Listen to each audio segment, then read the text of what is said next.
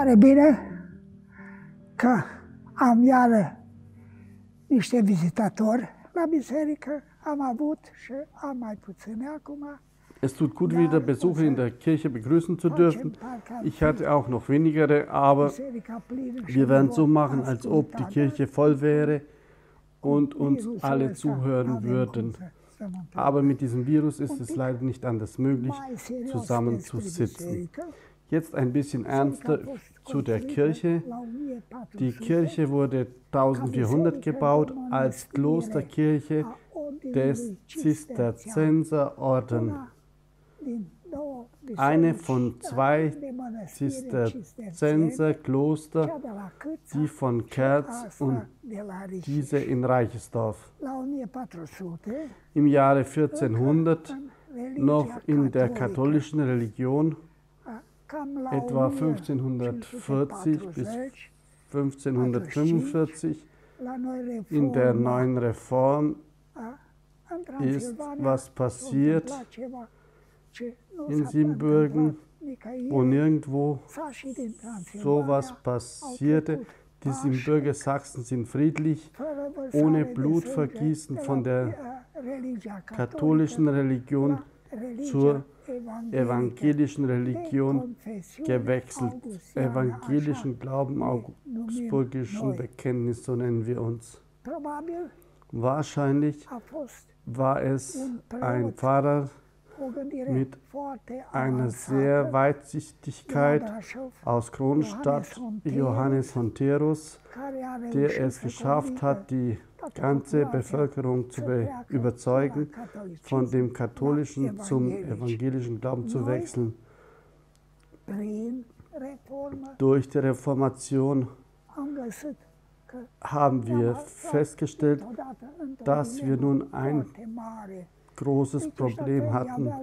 Die Reichersdorfer hatten nun eine neue katholische Kirche mit sehr, sehr vielen Schätzen, Schönheiten, die von jetzt auf gleich verschwinden mussten, weil unsere Religion es so wollte, dass das Auge während dem Gottesdienst nicht abgelenkt sein durfte von anderen Wundern.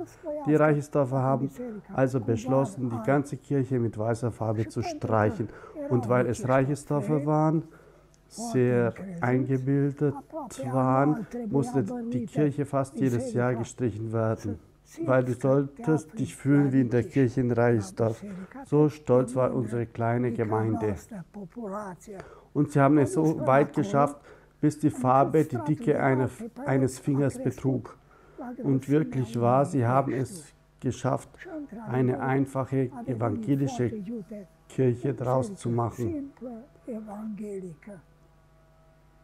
Meiner Meinung nach zum Schluss doch ein großer Gewinn für die Kirche, weil diese Farbe konservierend gewirkt hat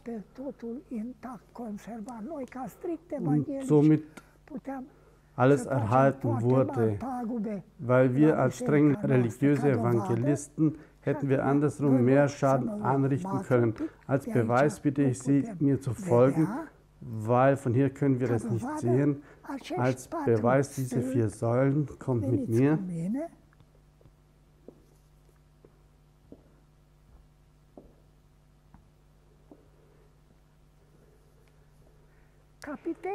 Die Hauptsäulen mit den Seiten zu den Kirchenbesuchen sind in der Mitte heruntergeschlagen.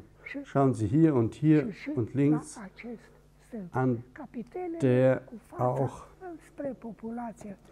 unsere Pfarrer gaben sich große Mühe, dass sie uns überzeugten, dass es Platzmangel gab, weil es wäre ein Durchgangsgang gebaut worden, der von der Seite zu der gegenüberliegenden Mauerseite führte, wo im Falle eines Überfalls die Verteidiger sich sehr schnell von einer Verteidigungsmauerseite zur anderen ohne Hindernis schnell bewegen konnten.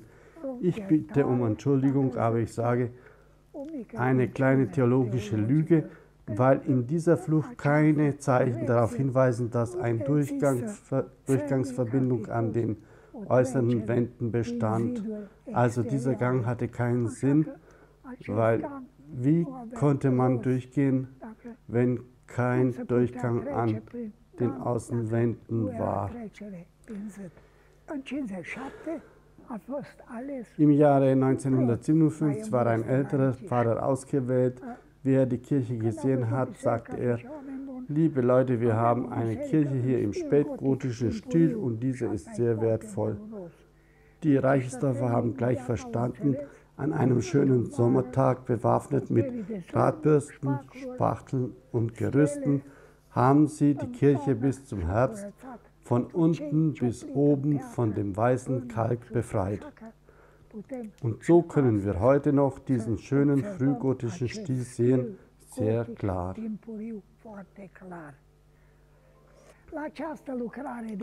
Bei dieser Reinigungsarbeit findet eine Frau, ein männliches Gesicht in Stein gemeißelt, sehr nervös, weil sowas durfte es ja gar nicht geben bei uns in der Kirche, lief sie zum Pfarrer und verkündete, und der sagte, wir haben eine evangelische Kirche. So wurde die Kirche weiter befreit vom Kalk, ohne dass jemals wieder davon erwähnt wurde. Im 1990er, wo die ganzen Sachsen beschlossen auszuwandern nach Deutschland, ich habe für mich beschlossen, dass ich nicht auswandern will. Ich hatte das Gefühl, dass jemand sich um die Kirche kümmern musste. Ich war direkt ausgewählt als Kurator, aber ich durfte gar nicht ausgewählt werden, weil in unseren Statuten steht klar, es soll der Beste ausgewählt werden aus dem Dorf. Naja, ich war mit dem damaligen Pfarrer nicht einer Meinung, aber sprechen wir nicht mehr darüber,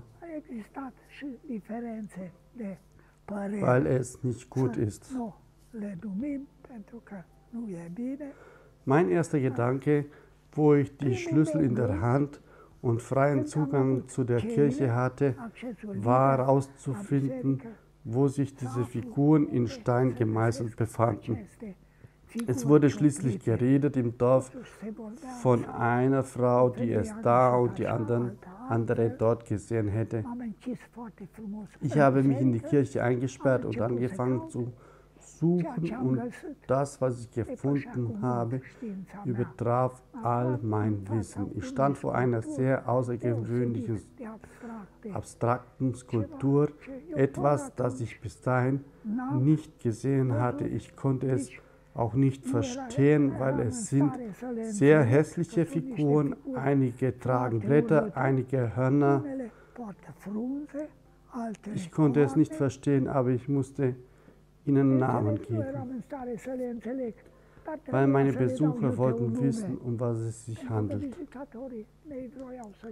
Für mich sehr einfach, weil sie Hörner hatten, nannte ich sie meine Teufelchen. Ich wurde sehr schnell des Besseren belehrt, weil eine katholische Gruppe mir sehr aufmerksam zuhörte und meinten, sowas dürfen sie nicht sagen, dass sie Teufelchen in der Kirche haben. Es ist eine große Sünde. Um aus der misslichen Lage herauszukommen, fragte ich, sagen Sie mir dann, wie darf ich Sie da nennen? Keiner wusste eine Antwort. Also stellte ich weiter meine Teufelchen vor, bis 1999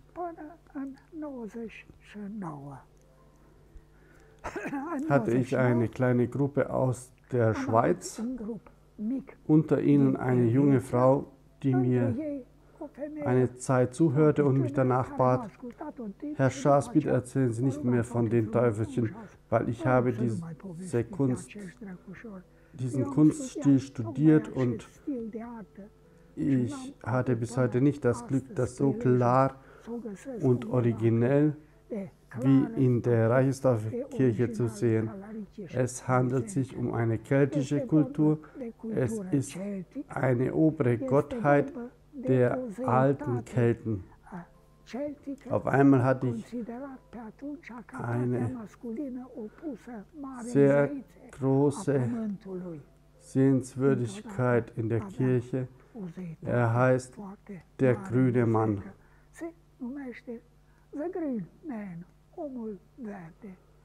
Seitdem stellte ich meinen grünen Mann vor, aber ich beobachtete, die Leute grinsten und dachten, da stimmt was nicht bei dem, weil wer hat schon was von einem grünen Mann gehört? Ich nicht und auch nicht meine Gäste. Im Jahre 2004 hatte ich für mich einen sehr wichtigen Besucher, den Prinzen Șerban Cantacuzino, hat meine Kirche besucht. Ein Prinz im Alter aus der Moldau. Ich schaute ihn an, ein normaler Mensch. Ich war so verblüfft, dass ich ihn fragte, sagen Sie mir dennoch, fühlen Sie sich als Prinz? Wissen Sie, was er mir antwortete? Ich weiß es nicht, ob ich Prinz bin, aber ich heiße Cantacuzino. Das war die Antwort von ihm.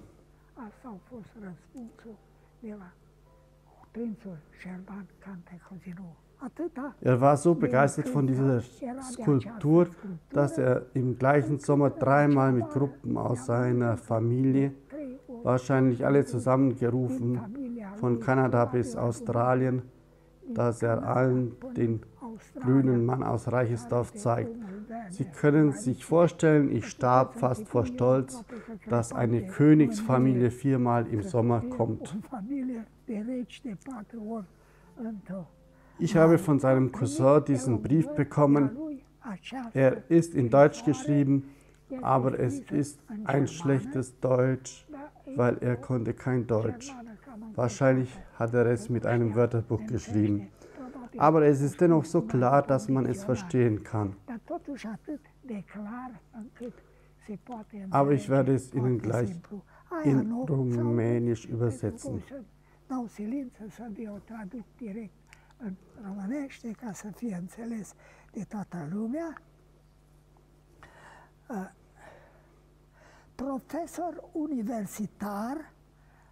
Universitätsprofessor an der Universität Rhode Island von Shell, Andrei Bossi.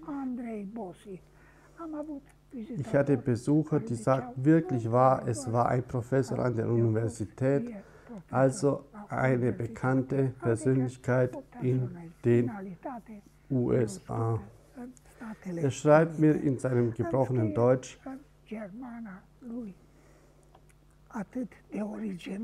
Sehr geehrter Herr Schaas, letzten Monat, wo ich mit meiner Familiengruppe Reichersdorf besuchte,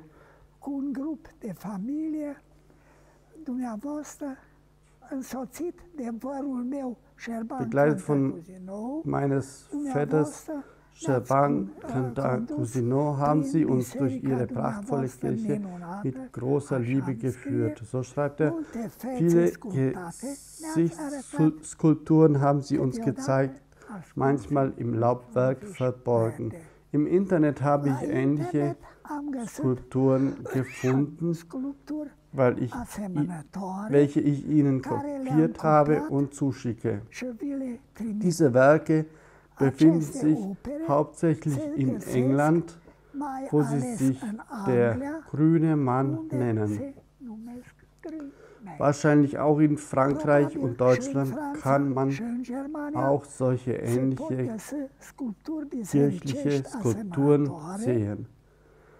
Sie erinnern mich an den grünen Mann, der Reiter in Bamberg. Der Bamberger Dom ist einer der bekanntesten Dome in Deutschland. Der Reiter aus Bamberg, die ganzen Leute loben sich, dass sie ihn kennen und gesehen haben, aber keiner weiß, dass unter der Konsole das eigentliche Kunstwerk versteckt ist, das Gesicht vom grünen Mann. Ein wichtiger Besucher für mich, der Herr Pfarrer Zeller aus Laufen am Neckar, auch aus Deutschland, der Herr Pfarrer Zeller so begeistert von dieser Skulptur hat, die sie eine ganze Woche fotografiert und recherchiert. Bis zum Schluss habe ich diesen Brief bekommen. Sehr, sehr wichtig für mich, weil ich unbedingt auch die Meinung eines Theologen wissen wollte. Weil wir uns ja immerhin in einer Kirche befinden. Ich werde ihn nicht ganz lesen, nur ein paar Zeilen, aber wie gesagt, für mich sehr wichtig.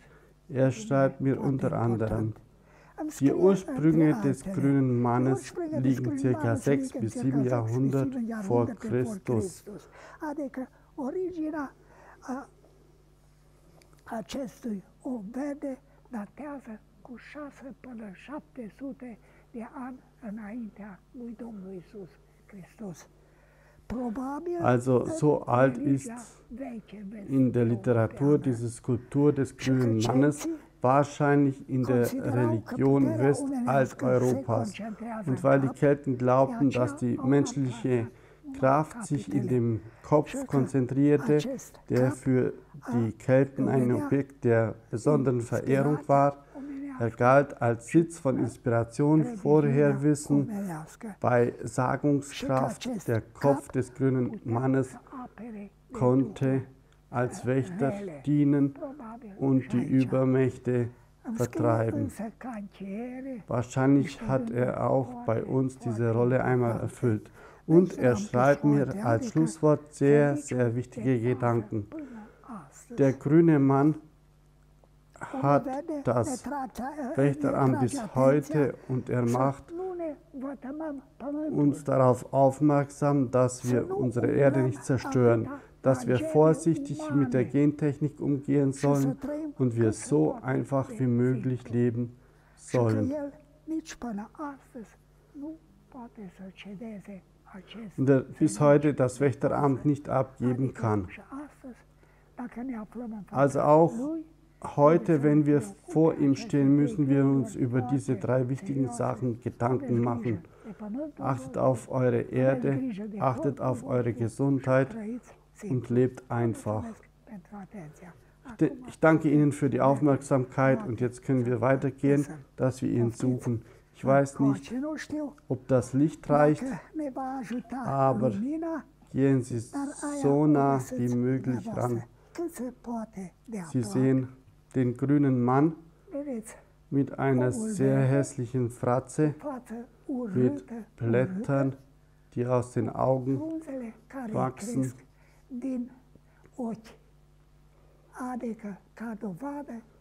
Also als Beweis, dass es sich um diese keltische Gestalt handelt. Bitte gehen wir noch weiter.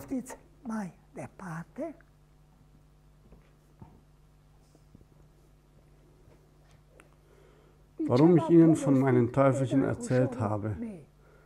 Sie sehen ein hässliches, verzogenes Gesicht mit 2 Hörnern. Verzogen, wahrscheinlich nach meiner Meinung, hat er zu viel Reichersdorfer Wein getrunken und der liebe Gott hat es ihm nicht verziehen. Sehen Sie hier, gehen wir noch weiter. Hier wieder der grüne Mann, dicke Augen, die Nase platt und der Mund offen. Wieder sehr klar, der grüne Mann. Jetzt eine noch neuere Geschichte. Ich habe 30 Jahre lang immer gesucht, dass ich die Handschrift von diesem Bildhauer finde, weil es ein Künstler ist. Ihr werdet es in der ganzen Kirche sehen. Ich habe nichts gefunden. Jetzt, fast 2 Jahre her, kommt ein kleiner Bub und sagt: Nachbar, Nachbar, weil er bei mir wohnte in der Wadel. Er sagte: Nachbar, ich habe einen menschlichen Kopf gefunden. Sag ich: Du Benedikt, Die ganze Kirche ist voller Köpfe. Und jetzt willst du mir was sagen. Aber als wir rausgingen aus der Kirche, sagte er, komm, dass ich dir das Gesicht zeige. Jetzt müssen Sie sehr nahe kommen. Unter der Zunge des Teufels sehen Sie ein Zisterzienser-Gesicht mit der Mütze und sehr klar wahrscheinlich die Handschrift von diesem Bildhauer. So unbedeutend und klein gehauen unter die Zunge des Teufels. Wir können es nicht verstehen. Bitte gehen wir weiter.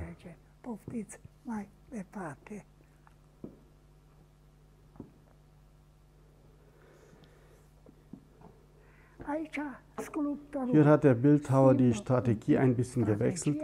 Man sagt, mit genügend Vorstellungskraft kann der Beobachter in jedem Blatt ein menschliches Gesicht sehen. Mit sehr viel Vorstellung, alle Blätter tragen ein menschliches Gesicht, eine Stirn, Nase, Kinn. Stirne, Nase, Kinn. Dann geht der Bildhauer weiter, gruppiert immer an einen Stiel 3 solche Gesichter. Wieder der Stiel, also und hier genauso. Also die heilige Dreifaltigkeit, Gott, Vater, Sohn und Heiliger Geist. Die Dreifaltigkeiten finden wir hier mehr als 10-mal. Bitte gehen wir weiter. Hier noch besser sichtbar sehen Sie 3 Gesichter, klar sichtbar und gesammelt an einem Stiel. Hier ein krummer Stiel mit 3 platten Gesichtern. Noch schöner finden wir es an dieser Säule. Klar sieht man auch den Haarschopf, den er trägt.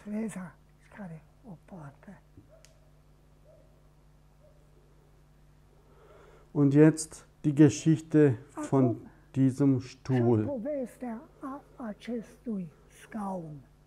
Ein Stuhl aus dem Jahre 1500 mit dem lateinischen Namen Misericordia, Mitleid, Barmherzigkeitsstuhl.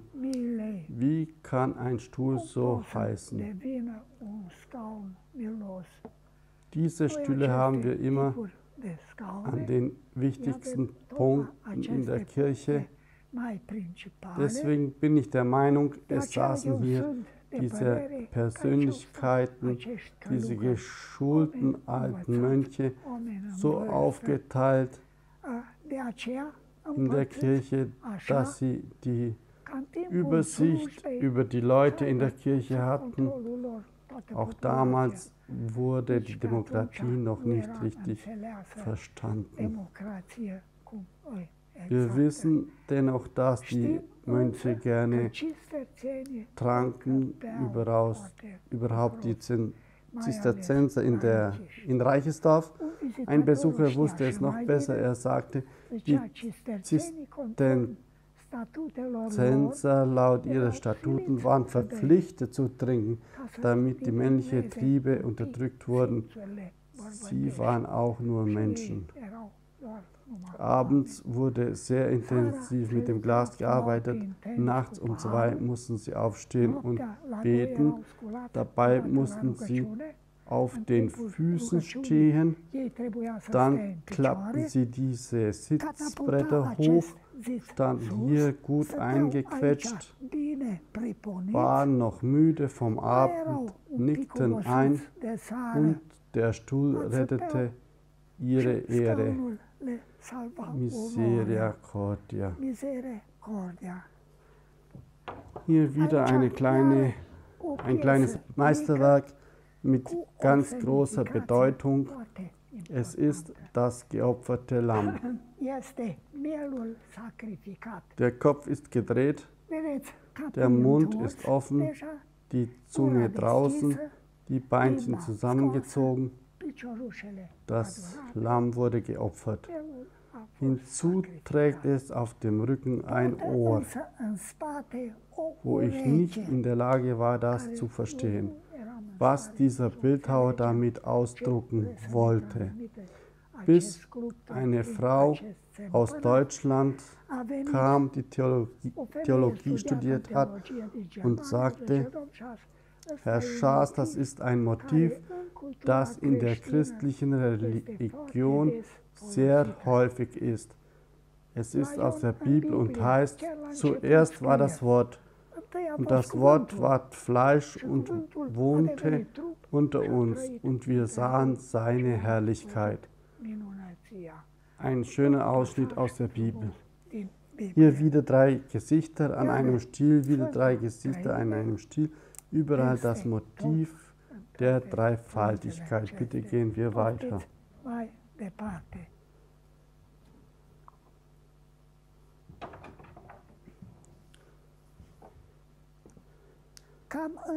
Etwa in den Jahren 1540, 1570 hatten die Siebenbürger Sachsen einen eigenen, ganz berühmten Bildhauer. Der hieß Andreas Lapizida, Andreas der Bildhauer. Die Reichesdorfer Kirche war fertig, aber als die Reichesdorfer sahen, was für Meisterwerke er vollbrachte in Hetzeldorf und Meschen, in den Nachbarsdörfern von uns, wollten sie gleich auch ein Werk von Andreas Lapizida. Schauen Sie, diese Endung, eine Spätgotik, viel später, was wir bis jetzt gesehen haben. Darunter befand sich die alte Kanzel. Und dieses Werk war der Baldachin über der Kanzel von Andreas Lapizida. Im Hintergrund von dieser Fahne, ich sehe gerade, sie ist ganz zerrissen, links an der Wand, an der Säule ganz oben, zwischen den Fenstern im Licht, wieder ein Kopf mit Gesicht, mit einem doppelten Gesicht eines, sieht nach hinten, das andere nach vorne. Es hat keine Blätter, also es ist nicht diese Gottheit. Und deshalb nahmen die Reichesdorfer an, es sei das Gesicht von dem Kurator von damals gewesen. Deshalb haben sie es so hoch hinaufgesetzt und 2 Gesichter, damit er die Übersicht über die ganze Kirche behält. Auf unserer Rückseite dieses Eck hoch, am Ende des Bogens, ein rundes Gesicht einer Frau.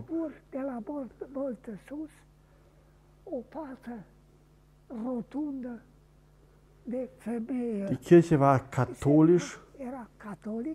Es war eine Klosterkirche, eine Frau, ein Frauengesicht durfte in der Kirche gar nicht sein.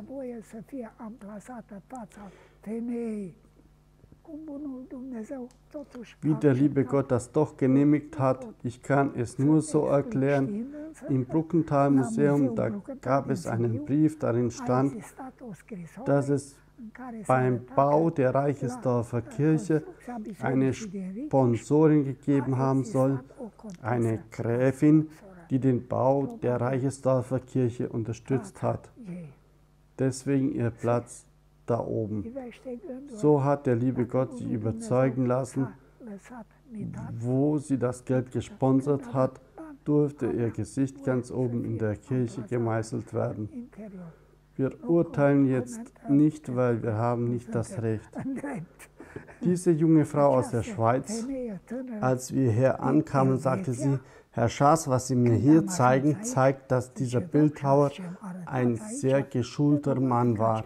Er kannte die Bibel, er kannte die keltische Kultur, Er konnte sich gut ausdrucken, so dass es jeder versteht. Also es war ein sehr kluger Mann und deshalb müssen wir unbedingt was finden, wo er den grünen Mann mit dem lieben Gott gegenüberstellt, weil man das damals so machte, als Zeichen des Kampfes für die Oberherrschaft. Ich sagte, ich kenne meine Kirche, aber sowas gibt es nicht. Wir sollen nicht diskutieren, sondern suchen. Wir haben gesucht, sie hat es gefunden und ich musste meinen Mund halten. Bitte schauen Sie.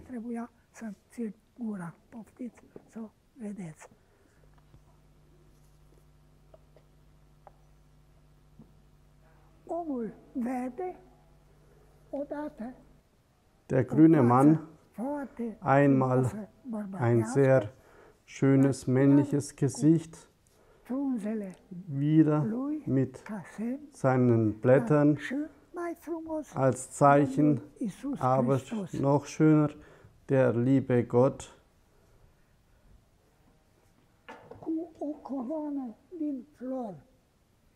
mit einem Blumenkranz, aber der Bart geteilt.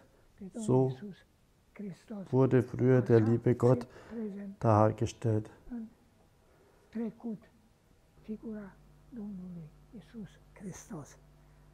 De 600 de ani față în față și totuși mai avem liniște în biserică. Un vizitator o știa și mai bine. Seit 600 Jahren von Angesicht zu Angesicht und wir haben noch Ruhe in der Kirche. Ein Besucher wusste es noch besser. Er sagte, Herr Schaas, vielleicht gerade deswegen haben Sie Ruhe in der Kirche. Ich kann es nicht beantworten. Der schönste grüne Mann, er ist aber so wählerisch, dass er sich nur dem zeigt, der sich vor ihn hinkniet. Anders zeigt er sich nicht. Bitte, dass Sie ihn sehen. Hier unten, ich weiß nicht, ob das Licht nicht stört, ein grüner Mann, sehr schön, eine markante Nase, einen langen Bart bis über den Kopf, zwei tiefe Augen und diese sehr hohe Stirn mit diesem Aufwurf wie ein Außerirdischer aus dem Fernseher. Wahrscheinlich hat das Fernsehen von hier abgekupfert, weil diese hier ein bisschen älter sind. Oben haben wir das christliche Zeichen der Aufopferung. Zur Not reißt sich der Pelikan die Brust auf und füttert seine Küken. Wieder ein sehr alter christlicher Glaube. Das gleiche Motiv finden wir auch ganz oben in dem Schlussstein und daneben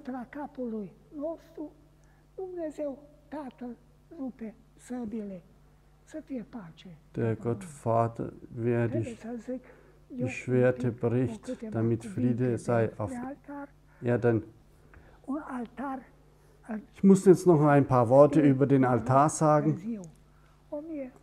Ein Altar im Stile aus dem alten Barock, aus dem Jahre 1775, sehr überladen. Es wird kritisiert, dass der Barock und das Gotik würden nicht zusammenpassen. Wir können es nicht anders machen, so haben sie es gewollt, so haben sie es gemacht. Aber diese Kritiker sagen, auch sie verstehen nicht, wieso wir Evangelischen wir uns gut fühlen würden vor einem katholischen Altar. Hier muss ich aber widersprechen, der Altar ist nicht katholisch, weil die Jungfrau Maria sich nicht in dem Altar befindet. Bei den Evangelisten hat sie keinen Platz in dem Altar und noch besser, wir haben als Apostel nicht Petrus und Paulus, sondern den Johannes, den Täufer, und den Johannes, den Evangelisten. Also es ist ein evangelischer Altar. Laut der Bibel hat Johannes der Täufer immer ein Ziegen- oder Kamelgewand an. Den Reichsdorfern war es zu lüftig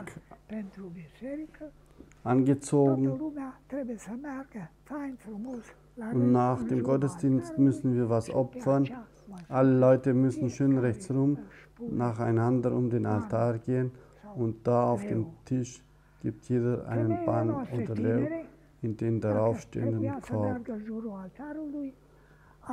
Unsere jungen Mädels, wenn sie um den Altar gehen mussten, wenn sie hier an diesem Punkt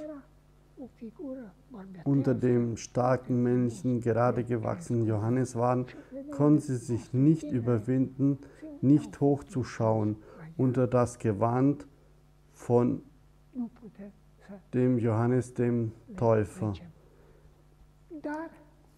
Und unsere jungen Mädels sahen gerne zu ihm hoch.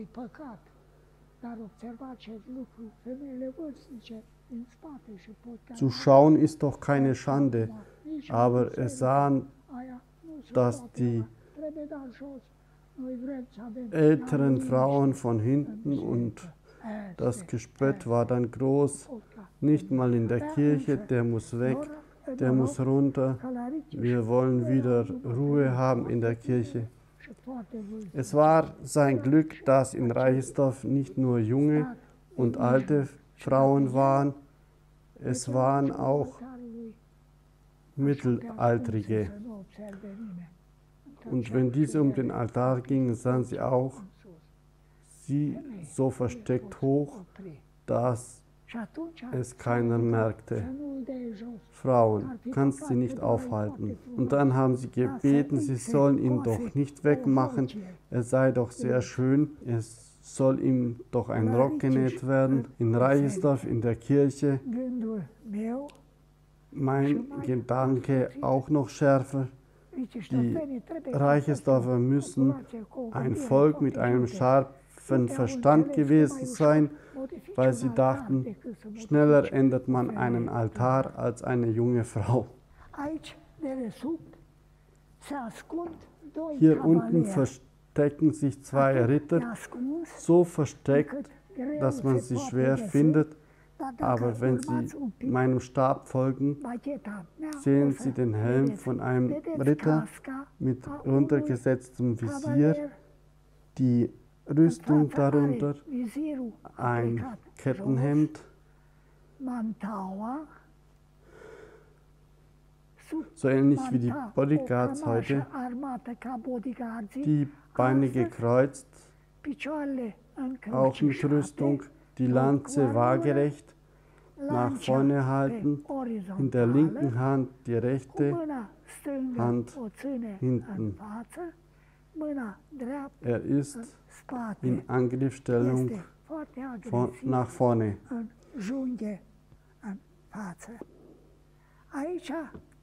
Hier haben wir den gleichen Helm. Können Sie es sehen? Ohne Visier, dafür eine große Blume. Hinten wieder die Rüstung, ohne das Kettenhemd. Man kann die männlichen, blanken, stämmigen Beine sehen und barfuß. Wenn der Mensch will, kann er sogar den nackten Po sehen. Die Lanze aufrecht, mit der rechten Hand hält er sie, die linke Hand lässig an der Hüfte. Also links sehr aggressiv und rechts sehr friedlich. In der Bibel steht wieder, auf der Seele wurde Paulus, als er Jesus kennenlernte und der christlichen Religion beitrat. Also wieder eine schöne Geschichte aus der Bibel. Ein Besucher hat mir bewiesen, wie alt dieses Kunstwerk ist. Ich weiß nicht, ob Sie es sehen können. Eine Eins, tiefer eingeschnitzt und versteckt in der Lanze, eine abstrakte 5, eine 7 mit einem langen Schwanz und eine 9, also 1579. Sehr wertvoll auch diese Skulptur. Bitte gehen wir weiter. Die Sakristeitür aus Birthelm, sehr wertvoll, sehr bekannt, weil sie 1900 ausgestellt war an der Pariser Weltausstellung und den ersten Preis gewann.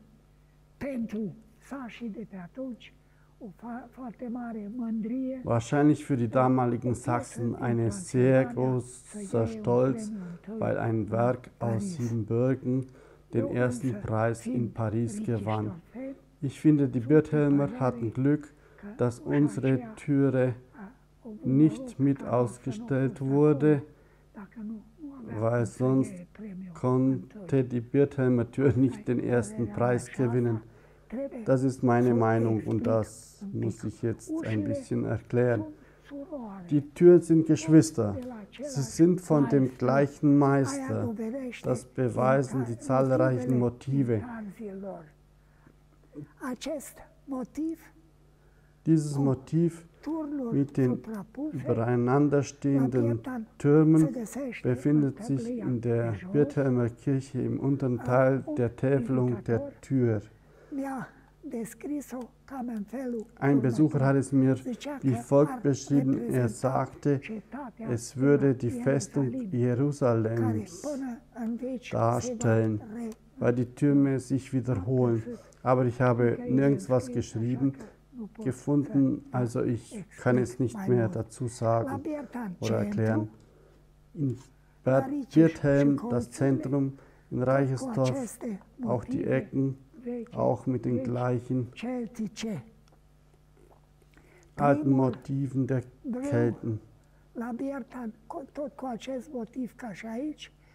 Der erste Gürtel auch mit dem gleichen Motiv wie hier, aber schmäler.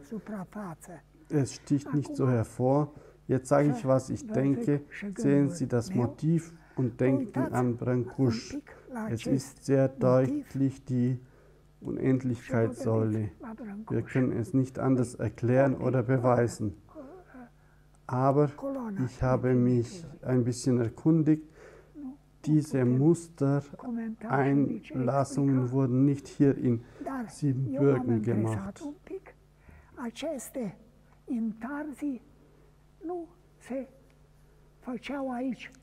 Diese wurden alle geklebt und aus Rom in Brotbeutel hergebracht und sehr wahrscheinlich gibt es sie nicht nur in Birthelm und in Reichersdorf, wahrscheinlich, man weiß es nicht. Der zweite Gürtel ist in Birthelm, ist auch mit dem gleichen Motiv wie der erste. Der dritte Gürtel ist in Reichersdorf wie in Birthelm. Wir haben ein Minus, unsere Tür ist ein Jahr jünger als die in Birthelm, ein Minus, den ich in ein Plus umgewandelt habe. Die in Birthelm hat ein Geselle gemacht und die in Reichersdorf ein Meister. Dort hat er sie ausprobiert und an dieser hat er diese einzigartige Tür gemacht. La Muzeul Brukenthal, iară o scrisoare în care se arată că la Riciș im Brukenthal Museum wieder eine Schrift, in der steht, dass in Reichersdorf die Mönche sehr spät nach der Reform aus der Kirche gejagt wurden und weil sie sich zuerst wehrten, stürmt die Reichersdorfer die Sakristei mit der Axt. Was ich bewundere, ist das Wappen von Reichersdorf. Im 1516 hatte Reichersdorf schon sein eigenes Wappen. In rumänischer Sprache sehr schwer zu erklären, aber in deutscher Sprache sehr leicht. Es ist ein Reiher, der einen Fisch fängt, und reiches Dorf, was man reiches Dorf deutet. Wahrscheinlich hieß es als erstes Reihersdorf, abgeleitet vom Reiher auf dem Wappen wahrscheinlich. Probabil cândva i s-a spus Reihersdorf, adică satul stârcului. Probabil. Poftiți și un pic. Bitte kommen Sie rein. Acum totuși trebuie să recunosc Jetzt muss ich doch gestehen, unser Schloss ist doch einfacher gebaut als das in Birthelm. Es ist von dem gleichen Meister wie die aus Birthelm. Das beweist die Form, aber so viel breiter. Die Birthelmer hat dazu 13 Riegel, die sich gleichzeitig verschließen. Die Birthelmer haben das immer vorgeführt und gezeigt, wie das Schloss funktioniert, bis eines Tages sie sagten, es ist so wertvoll und es nutzt sich ab. Man konnte es glauben. Aber als sich eine größere Gruppe einfand und sie darum gebeten hatten, es nur einmal vorzuführen, sagten die Birthelmer, es wäre defekt, das Schloss. Die zweite Lüge. Die Wahrheit ist eine andere. Einem Besucher ist der Schlüssel in die Tasche gerutscht und sie können es nicht mehr vorführen. Unser Pfarrer Ziegler hat einen anderen Schlüssel bestellt, aber ich habe ihn bis heute nicht gesehen. Und so sage ich auch heute meine Geschichte. So viel einfacher und doch hat es einen automatischen Mechanismus, dieses Schloss. Wenn ich jetzt zuschlagen würde, würde diese Zunge im Schloss anschlagen und wir wären eingesperrt.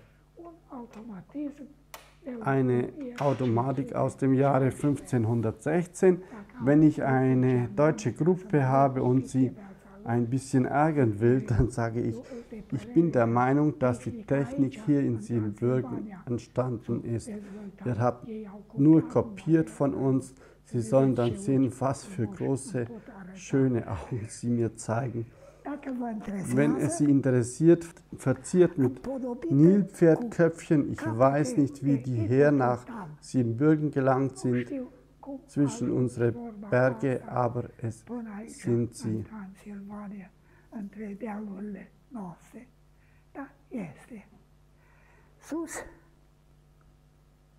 Oben haben wir wieder den grünen Mann.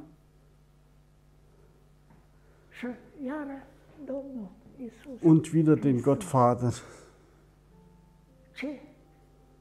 Was hier auffällt, der grüne Mann schaut in die andere Richtung. Er will nicht den Gottvater anschauen. Er will die christliche Religion nicht akzeptieren, deswegen schaut er weg.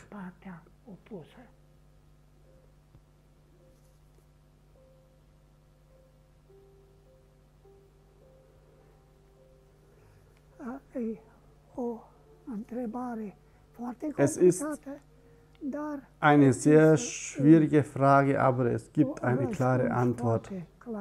Nein. Erstens, sie haben hier nichts mehr. Zweitens, sie haben sich verändert und wollen nicht mehr hier arbeiten. Ich sage Ihnen noch was. In den 80er Jahren blieben unsere jungen Frauen daheim. Der Ceausescu hatte Sorge, dass jeder Mann eine Arbeit hatte und angestellt war. Unsere jungen Frauen blieben daheim, langweilten sich, gingen auf einen Kaffee zur Nachbarin. Zum Schluss war es dann auch eine Zigarette und zum Schluss musste der Kaffee mit einem Likör verfeinert werden. So ging die Begeisterung verloren, um Bauer zu sein. Und so hat keiner mehr Lust zu kommen. Ich weiß nicht, die Felder sind nicht bewirtschaftet. Der Staat hatte, wo die Weinberge waren, die staatliche Genossenschaft. Es sind Böden vom Staat und sie sind niemandem. Und die Zigeuner leben nur davon.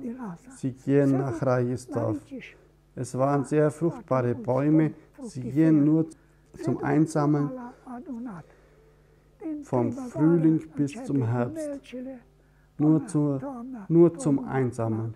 Aber keiner trägt mehr die Hacke auf der Schulter oben. Es ist eine Schande.